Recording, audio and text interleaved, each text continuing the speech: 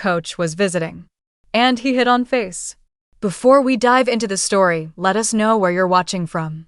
It had been just another quiet Sunday morning.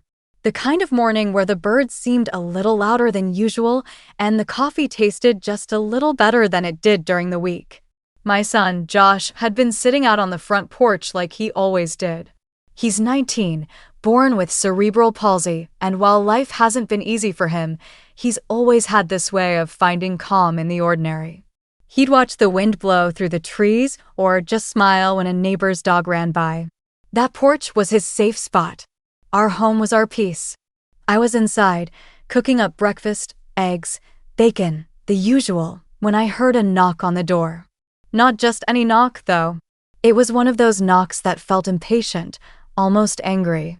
When I opened it, there were two men standing there, both wearing matching polo shirts with HOA security printed in bold white letters. Problem was, we don't have an HOA. We live in an old neighborhood where people mind their business and take care of their own. No board meetings. No monthly dues. Definitely no HOA security. One of them, a tall guy with sunglasses still on despite the shade, started asking about our lawn. Said it was non-compliant. He said we'd had multiple warnings and that we were now subject to fines. I was confused. I tried to explain that we didn't belong to any association and there must be some mistake. But he wasn't hearing it. His voice got sharper and then he pointed past me toward Josh. Is he supposed to be out here unattended? The guy asked. I didn't even know what to say to that. Josh was in his own yard, sitting on his own chair, doing absolutely nothing wrong. My hands were still wet from doing dishes, and now they were clenched into fists. That's when the second man walked right onto our porch. No invitation. No warning. He went straight up to Josh and told him to get off the property. Josh doesn't always respond quickly, especially when someone he doesn't know is yelling at him. He looked up, confused, nervous. I saw his hands twitch, the way they do when he's trying to make sense of a stressful situation. Before I could even move from the door, the man reached down and grabbed Josh by the arm. I ran. Fast, but not fast enough. He yanked Josh out of the chair like he was some kind of stray dog. My son let out a sharp, frightened yell as he hit the ground, and I could feel my entire body turn cold. I shouted, screamed at the guy to stop. But he didn't. And then, out of nowhere, came a voice from behind me, low, calm, but firm. What the hell do you think you're doing? I turned around and saw Coach D walking up the front steps. Darnell, Coach D has been my friend for years. He used to train me back when I was trying to lose weight and get some strength back. Former MMA fighter. Big guy. Quiet as hell, but when he speaks, you listen. He had stopped by to drop off some supplements for me. Nothing serious. Just in the neighborhood. Perfect timing, or maybe fate, I don't know. Coach D didn't raise his voice. Didn't posture. He just walked straight past me, calm as ever, like he'd been here before. The taller guy puffed up immediately, but Coach didn't flinch. Touch that boy again, he said, and I swear, you'll be the one needing medical assistance. The two fake enforcers started backing up. Fast. One of them tried to pull a badge out of his back pocket, but Coach D just stared at it. That's not even real, he said. Neither are you. They tried to argue. Said we were in violation. But it was all unraveling. The tone in their voices had changed completely. You could hear the panic creeping in. Josh was still on the ground, shaking, but Coach helped him up gently, kept a hand on his shoulder while I grabbed a blanket from inside. My son's eyes were wide, wet with tears, but when he looked at Coach D, I saw something else: relief. Safety. Like he knew it was going to be okay now. And just like that, everything had changed at AT first. I thought it was just a fluke. Maybe some weird misunderstanding, or maybe the guys got the wrong house. But as the days went by, and I started digging deeper, it became clear we weren't the only ones. Turns out, there's a quiet little trend popping up in neighborhoods like ours. People showing up with fake badges, cheap uniforms, and laminated papers, claiming to be part of some homeowners association enforcement division. They roll up in unmarked cars, flash made-up violation codes, and hit people with threats, fines, citations, even fake court notices. And you know what? A lot of folks fall for it, especially older residents or people who don't have the energy to fight back. What they're doing isn't random. They target neighborhoods like ours on purpose: older homes, mixed-income areas, no real HOA structure. Places where it's easy to cause confusion, where no one's really double-checking who's who. They act like they're keeping the area in order, but what they're really doing is hustling people, scaring them into handing over money or fixing things that don't need fixing. After the incident with Josh, I started hearing more. Miss Lorna down the street, she's in her 70s, said they told her she'd be fined $500 if she didn't trim her hedges below the allowable height. Another neighbor, Mike, had a fake violation notice shoved under his door for non-regulation mailbox color. These people were printing out citations like they were running a business. Probably because they were. The worst part was how real they made it look. They had forms, clipboards, even vehicle decals. If you didn't know better, you'd think they were legit. And a lot of people did. A few even paid. When Coach D found out how far it had gone, he wasn't just angry, he was surgical. That's the only way I can describe it. Precise, calm, focused. He didn't just want to scare them off. He wanted to expose them. First thing he did was start collecting stories from other neighbors. Anyone who'd had a run-in with the HOA guys. He kept it low-key, casual conversations, nothing too loud. Then he helped set up a neighborhood watch chat. People started sharing pictures of the fake notices, videos from doorbell cams, license plate numbers. It all started stacking up. Then, one morning, Coach D showed up at my house with a stack of papers. Printed screenshots, photo IDs, social media profiles, everything tied back to one of the fake enforcers. Turns out the taller guy who grabbed Josh had a record. Not just petty stuff, either. Real fraud charges, years back, in another state. Coach D had done his homework. We called the cops. The real ones. Showed them everything. At first, they didn't take it seriously. HOA drama usually doesn't raise any eyebrows. But once they saw the video of the guy grabbing Josh and the other evidence Coach had gathered, the mood shifted. 2 arrests were made within the week. Nobody in the neighborhood had ever seen anything like it. These guys weren't just pretending to be enforcers, they had been running a full scam operation for months, maybe longer. Using fear. Using confusion. And for a while, it had worked. Not anymore. Josh has always had his own rhythm.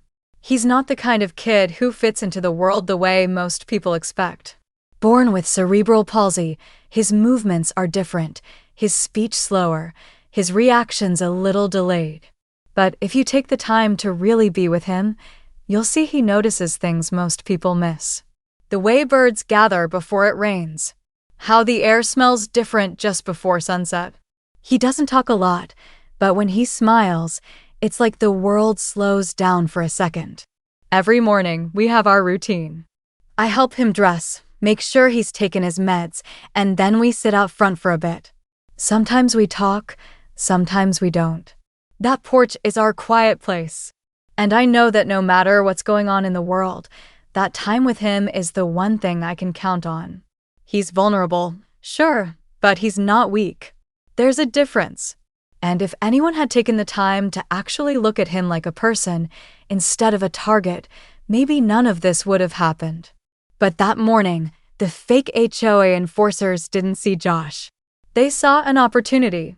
They picked the easiest target on the block. A boy sitting quietly on a porch, not bothering anyone, not even fully understanding what was happening around him.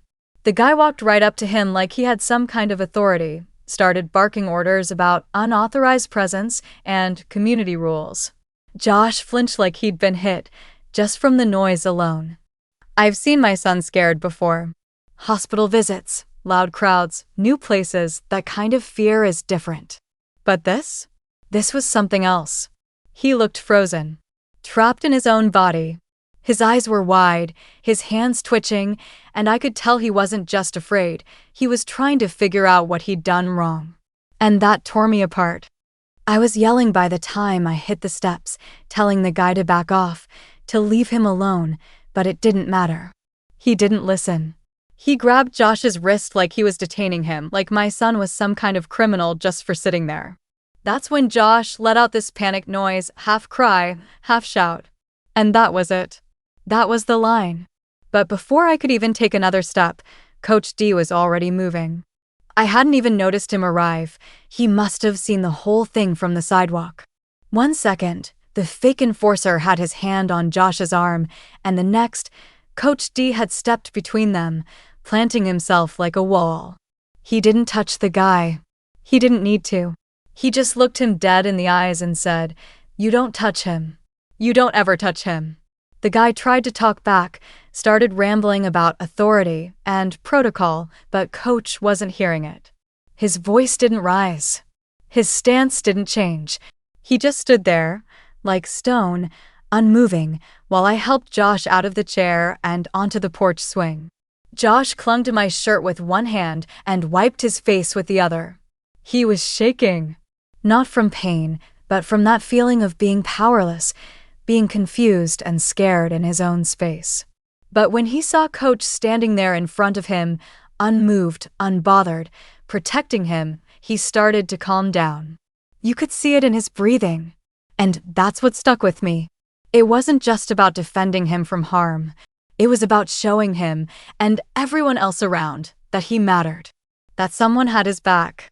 And sometimes, that kind of strength, the kind that protects, that doesn't ask questions, that just shows up, means everything. You think you're ready for something like that, until it happens right in front of you.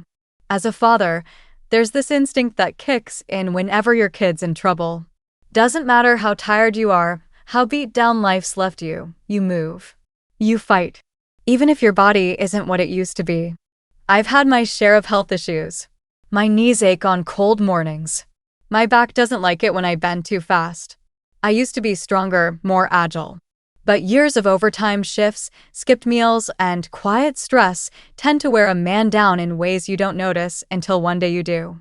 Still, none of that mattered when I saw that man put his hands on Josh. I don't remember walking, I just remember moving.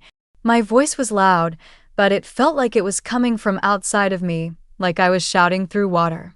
I pushed past the first guy and reached for Josh, but the second man stepped between us like I wasn't even there. "You need to calm down, sir," he said. His hand was on my chest, pushing me back. Like I was the problem. Calm down? My son was sitting there trembling, confused, humiliated, and this man, this complete stranger, was trying to tell me to calm down? I tried to shove his hand off me, but I'm not as strong as I once was. He didn't even flinch.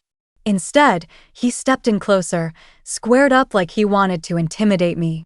His breath smelled like stale coffee and arrogance. The kind of guy who thought wearing a badge, real or fake, gave him permission to walk all over people. I stood my ground, even though my legs were shaking. Not from fear, no. From the weight of knowing that I couldn't protect my son the way I wanted to, that I couldn't be fast enough, strong enough. And that feeling, that breaks something in you. The man leaned in, voice low. "You're going to get yourself hurt," he said. Like it was a promise. Not a warning. But then I heard a step behind me. Not loud. Not rushed. Just a steady, solid step. And then that voice, deep, calm, measured. "No. You're going to step back. Now, Coach D." He didn't yell. He didn't posture. He just stood there behind me, arms crossed, face like stone. And something shifted in the air. The guy in front of me backed up half a step, then turned like he was trying to size him up. Big mistake. Coach D used to fight guys twice this man's size for a living. He didn't need to move fast to be effective. His presence was enough. He didn't have to throw a punch. Just being there, the way he stood like nothing could knock him over, that was enough to shake the guy's whole act. "Is this how you get your power?" Coach asked. "Bullying disabled kids and their fathers?" There was a silence after that. Not the peaceful kind. The kind that presses in on you. The kind that makes cowards think twice. The taller guy looked at his partner, then at Coach, and then, finally, at me. No more threats. No more tough talk. Just that look, the one people get when they realize they've messed with the wrong ones. That moment. I'll never forget it.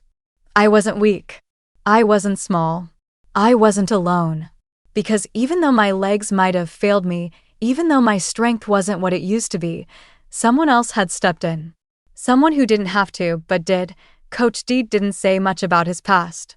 He wasn't the kind of guy who bragged, even though he had more than a few reasons to.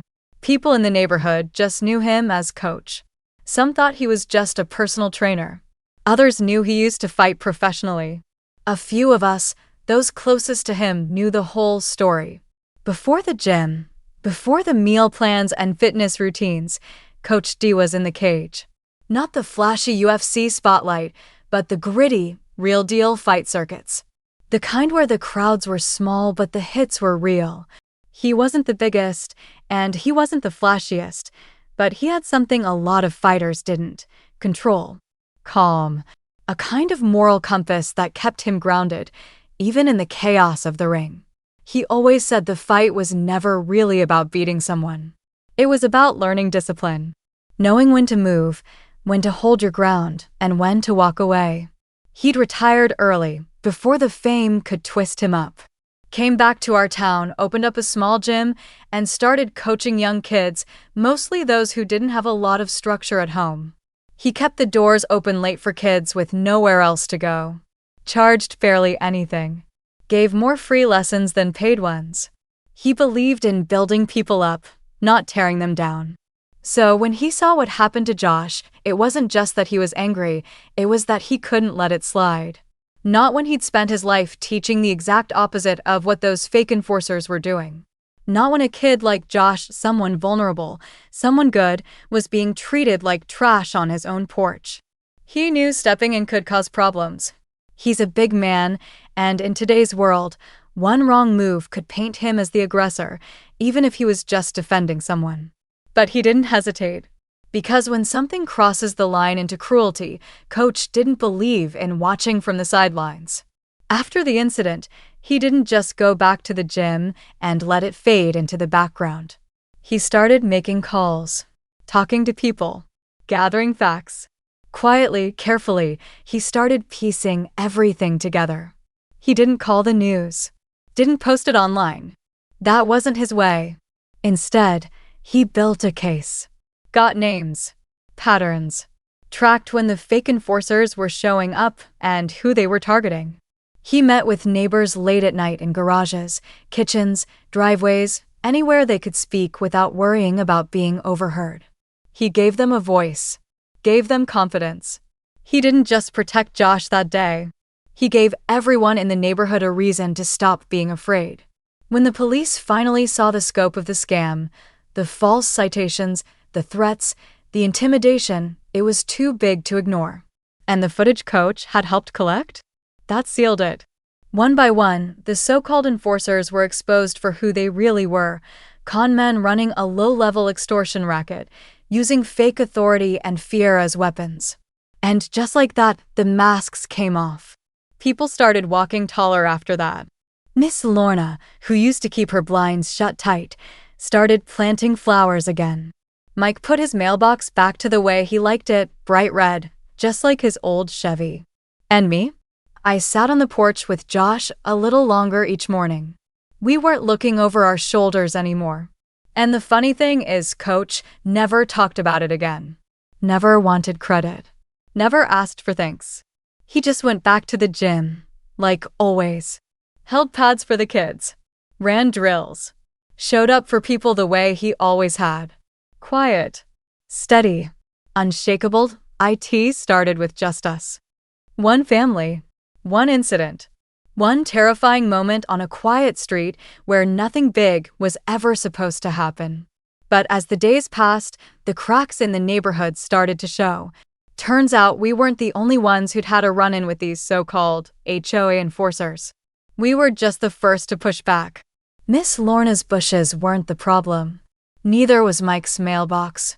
Or the couple on the corner who got fined for putting up a small basketball hoop for their kids. The truth was, these guys had been running a long game, slipping into neighborhoods without real HOAs, printing out phony violation notices, and intimidating anyone who asked too many questions. At first, people paid. Quietly. Out of fear or confusion, or just a need to avoid conflict. Because that's what these guys counted on. Fear. Silence.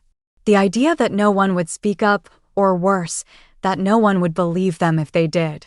When they targeted Josh, they picked us thinking we'd be the same.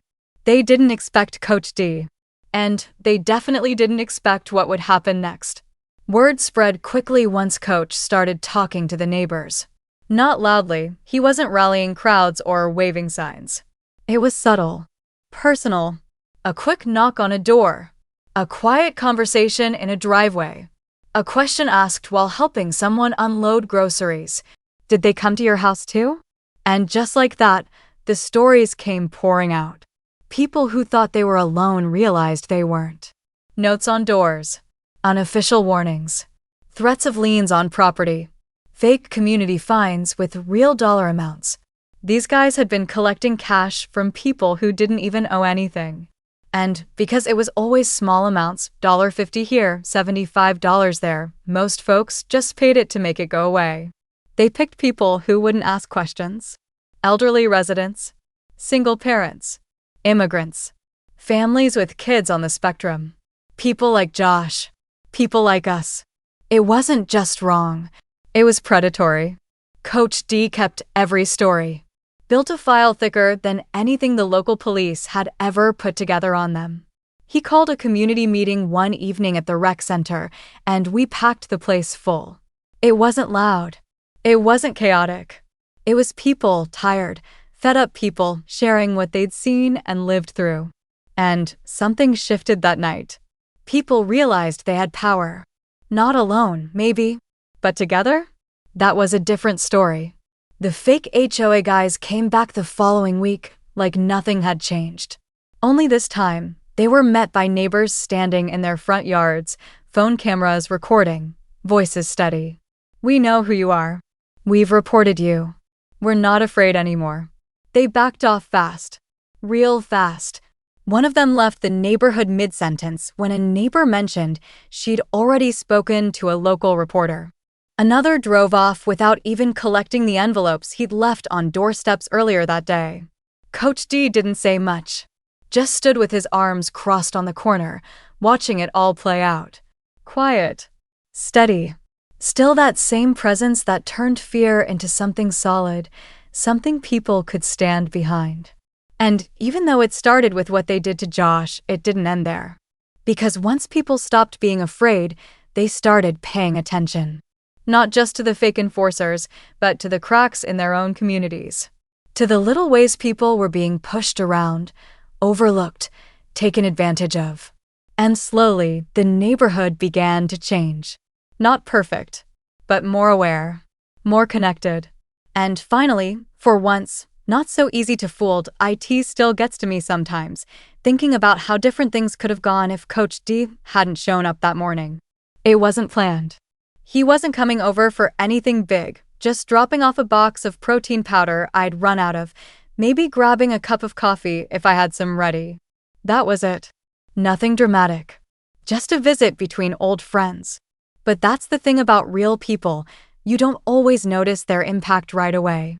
Sometimes, it's just their presence that changes everything. That morning had started quiet, like always. Me in the kitchen, Josh out on the porch, the sun barely climbing over the rooftops. Then came the knock. The kind of knock that doesn't ask for permission, just announces itself. Then came the shouting, the pushing, the accusations. When those fake enforcers stepped onto our porch, everything shifted. The air got heavy.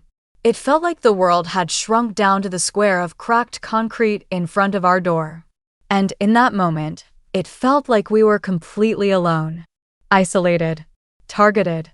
They didn't see us as people, just as easy marks. Josh was overwhelmed. His hands were shaking. He didn't know where to look or what to say. And me, I was trying to hold it together. Trying to stand up, even though everything in my body was screaming to just protect my boy. To get between him and whatever this was. And then, Coach D stepped into the frame like he'd been summoned by something bigger than luck. He didn't ask what was going on. He didn't need to. He read the situation in 2 seconds flat. The raised voices, the body language. Josh curled in on himself. Me, standing between them and my son with shaking hands. He stepped up slowly, not rushing, not posturing, just showing up. One of the men turned, ready to say something slick, probably another fake threat, another flex of imaginary authority, but the words didn't come out. They looked at Coach and saw something they didn't expect. He wasn't angry. He wasn't yelling, but he wasn't going to move. It's strange how someone's presence can shift an entire situation without saying much. Coach D didn't have a weapon, didn't need to raise his voice. All he did was take up space in a way that made the air feel different. Like the rules had just changed. He locked eyes with the guy holding Josh's arm and said one thing, steady, measured. Let him go. That's it. No threats. No explanations. Just a line drawn in the dirt. And that was enough. The man let go, took a half step back, looked to his partner, then back to Coach, calculating whether this was still worth it. It wasn't. Because in that moment, the illusion of power they'd walked in with had cracked. Coach D didn't need to throw a punch. He could, if he had to, and they knew it. But the truth was, he didn't come to fight. He came to stop a fight that never should have happened in the first place. Josh looked up at him from the porch swing, his breathing slowing just a little. His eyes still wide, still uncertain, but steadier now, like he knew, somehow, that he was safe again. That someone had arrived who saw him. That's what presence does. It fills the space where fear tries to grow. It tells the people trying to tear you down, not here, not today. And in a world that often feels too fast, too loud, too disconnected, sometimes all it takes is one person standing tall, quietly, firmly, to remind the rest of us that we're not alone. Once the dust settled and the porch was quiet again, reality started to creep back in. The men were gone, but the feeling they left behind wasn't. It hung in the air like the kind of humidity that seeps into your bones, heavy, invisible, hard to shake. Josh didn't sleep well for days after. Every knock on the door made him jump. Every time I stepped outside without him, I could see it in his eyes, like he was holding his breath until I came back. He didn't say much about what happened. He didn't need to. I saw it in the way he clung to routines tighter than usual. How he kept glancing at the spot on the porch where he'd been pulled from his chair. I wanted justice.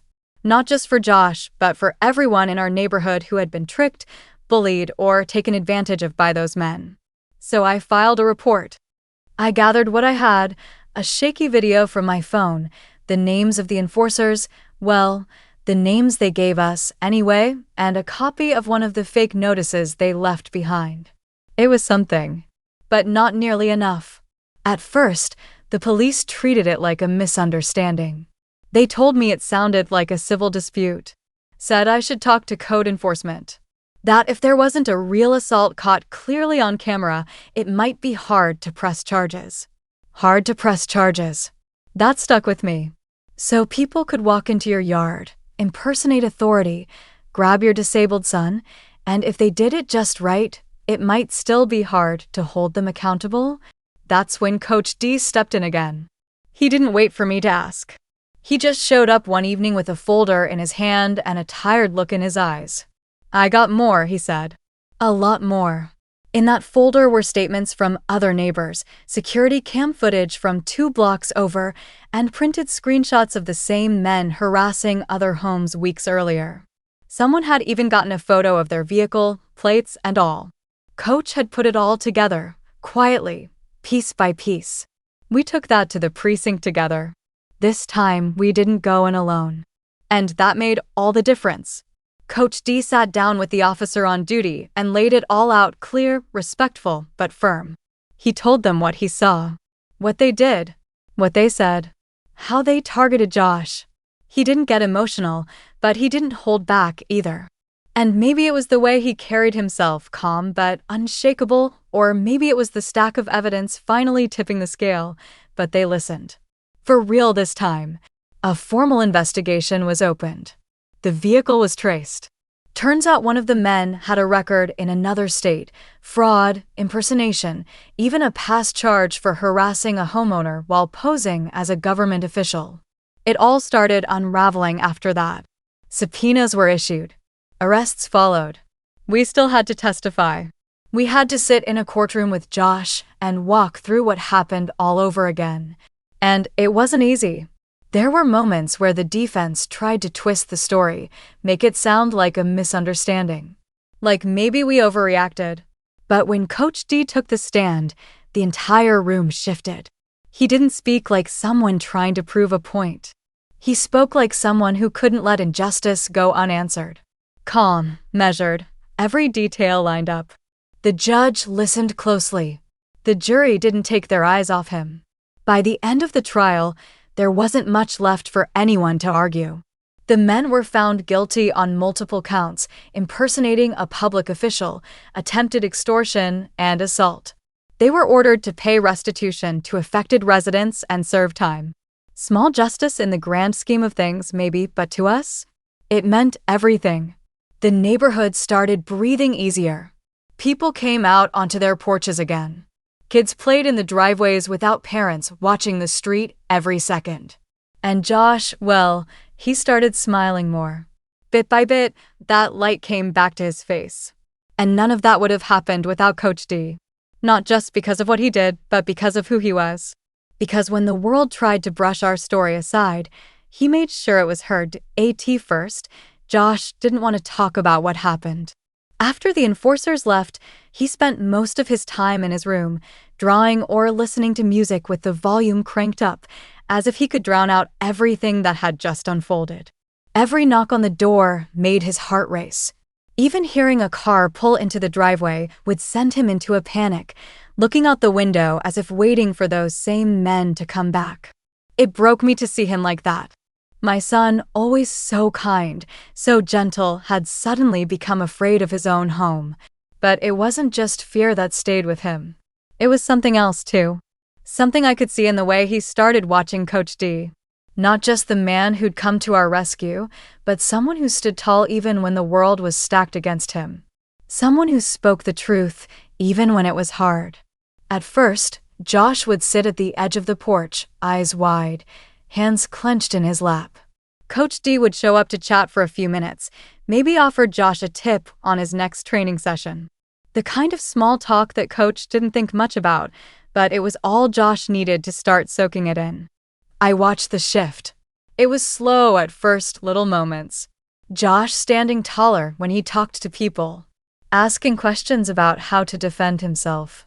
Watching Coach when he spoke, studying the way his posture never wavered, the way he carried confidence without ever needing to show off. Coach had a way of speaking about courage that made sense to Josh. Not the kind of courage you read about in books, fighting for something grand, for fame, or for glory, but the kind of courage that's real. The kind you don't think twice about when someone else needs it. One day, after a few weeks had passed and the court hearings were behind us, Josh came to me in the kitchen. He was holding something, his phone, a couple of flyers he'd printed off from an advocacy group that worked with people with disabilities. "I want to help," he said, voice steady but still hesitant. Like Coach. It was the first time he'd talked about what happened without flinching. The first time he seemed to see his own strength in the whole mess. "I want to talk to people who've been hurt by stuff like this," he added, almost to himself. "Tell them they don't have to be scared." The transformation wasn't just physical. His posture, the way he spoke, the way he stepped into a room now. It was deeper than that. He was finding his voice. And, more importantly, he was learning to use it to fight for others. That's when I saw it. The change that had been happening inside him wasn't just about standing up to them, the people who tried to intimidate him, but about standing up for himself. His mind had shifted.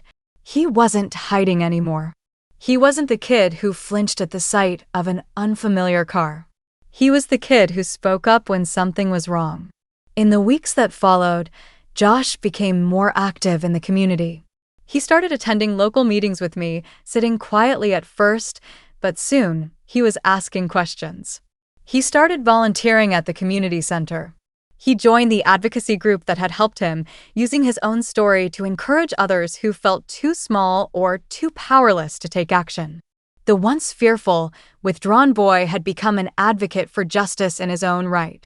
Every time Coach D came by the house, Josh would eagerly tell him about what he'd learned, what he'd done, how he'd stood up for a neighbor who didn't know how to navigate the system. There were no grand speeches, no applause. It wasn't about attention for Josh.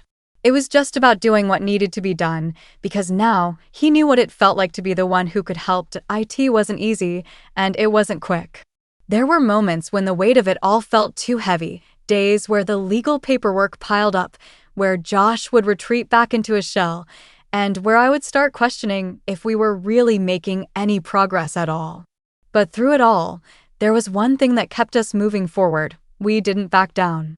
In the beginning, it felt like we were drowning in a sea of forms, meetings, and legal jargon. No one was ready to believe us right away. The fake HOA enforcers were smooth, their lies practiced. It wasn't until the entire neighborhood came together, when they realized how many people had been affected, that we started to see a crack in the wall. It was more than just about our case anymore. The fight was bigger than just Josh or me. It became a fight for everyone who'd been taken advantage of, for the elderly lady down the street who had paid a fine for leaving her trash cans out too long, for the young family who'd been harassed for having a garden in their front yard. At times, it felt like we were swimming upstream, every step forward met with resistance, every roadblock seeming bigger than the last. There were days I felt like we were fighting a battle we couldn't win. The emotional toll was the hardest part. Watching Josh slip back into his fears, hearing his hesitation when people asked him how he was doing, seeing the hesitation in his smile when things got tough, it all hit harder than the legal fights. Those were the moments when I almost gave up. But then Coach D would show up. Every time we hit a wall, every time I felt the ground slip out from under us, he was there, unwavering. He didn't just offer words of encouragement. He helped us take action. He helped us think bigger. He told us to keep pushing, not just for us, but for the people who couldn't speak up. It was his quiet insistence that made all the difference. That's what made us keep going. We were never alone in this fight. When the day came for the court ruling, it wasn't just about the verdict anymore. It was about everything we had endured, the sleepless nights, the fear that tried to creep back in, the endless paperwork. We stood as a family, stronger than we had ever been, with Coach D by our side, just as he had promised. The judge's words still echo in my mind, the declaration that the enforcers had been operating illegally, that their actions had not only harmed us, but also violated the trust of the entire community. The weight of the gavel falling was a sound I'll never forget. It wasn't just justice, it was vindication.